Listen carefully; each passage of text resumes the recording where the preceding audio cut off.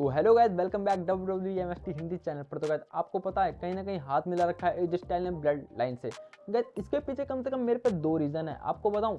तो गाइस आपको पता है रैंडी ऑर्टन ने वापसी करी ब्लड लाइन को खत्म करने के लिए, और पूरी तरीके से बहस का मुद्दा जब रहा कि रैंडी ऑर्टन मंडे नाइट रो पे रहेंगे या फिर स्मैकडाउन पे।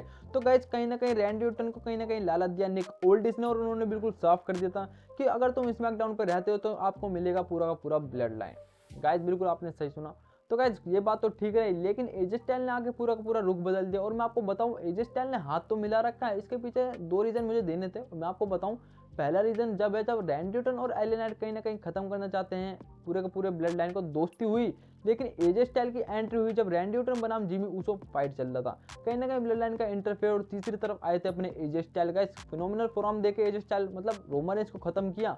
लेकिन तीसरी बात मैं आपको बताऊं, कहीं ना कहीं उन्होंने एले नाइट पे भी हमला कर दिया था। हाँ गाइस, कहीं ना कहीं पसंद नहीं करते एजे स्टाइल एले नाइट को। और जब इस बार स्मैकडाउन पर आए तो आपस में कहीं ना कहीं ब्लड लाइन बनाम एजे स्टाइल रैंडी ऑर्टन और एले नाइट फाइट तो चली थी। मतलब आप लास्ट में मतलब एजे स्टाइल जब बनाम सोलो चुका फाइट थी, कहीं ना कहीं मतलब ब्लड लाइन को दूर करके वो आपस में भिड़ चुके थे तीनों। लेकिन गाइस मैं आपको बताऊं, एजे स्टाइल ने बिल्कुल साफ कर दिया कि कहीं ना कहीं तुम दोनों जिस तरीके से ब्लड लाइन के पीछे लगे हो, और मैं आपस में ही तुम दोनों को लड़वा दूं। और मतलब जिस तरीके से आपने देखा भी, एले नाइट ने पहले हमला किया एजे स्टाइल के ऊपर, और फिर बात करी उन्होंने रैंडी ऑर्टन के ऊपर कहीं ना कहीं पंच देकर।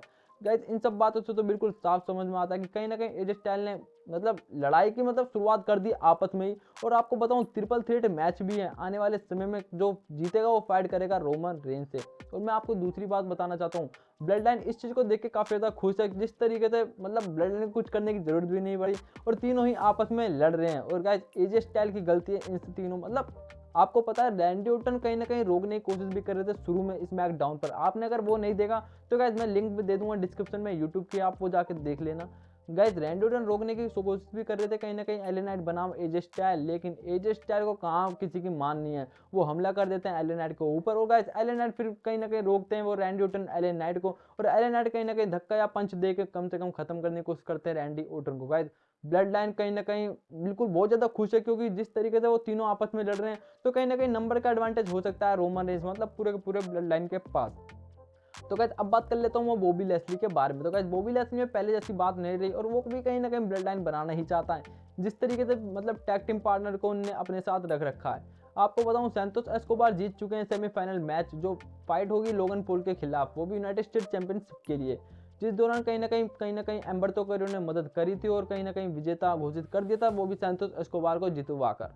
तो गाइस अब मैं बात करूं आने वाले मैचेस के बारे में। तो गाइस मैच आने वाले समय में होने वाले हैं triple threat match, Randy Orton, LA Knight और एजे स्टाइल। गाइस आपको पता है एजे स्टाइल ने पूरा का पूरा फोकस ले रखा है रैंडी ऑर्टन का। गाइस आपको पता है रैंडी ऑर्टन ने पूरी तरीके से फोकस ले रखा था पूरा का पूरा ब्लड लाइन का, और आ गए एजे स्टाइल और पूरी तरीके से तहस नहस कर सकते हैं रैंडी ऑर्टन को और एले नाइट को। गाइस जिस तरीके से जो जीतेगा वो फाइट करेगा वो ब्लड लाइन से, मतलब पूरे का पूरे रोमन रेंज ट्राइबल चीफ से रॉयल रंबल में। तो गाइस आई होप आपको वीडियो पसंद आई होगी, तो कर दीजिए सब्सक्राइब एंड वीडियो को लाइक। अब मिलते हैं किसी नेक्स्ट वीडियो में, तब तक के लिए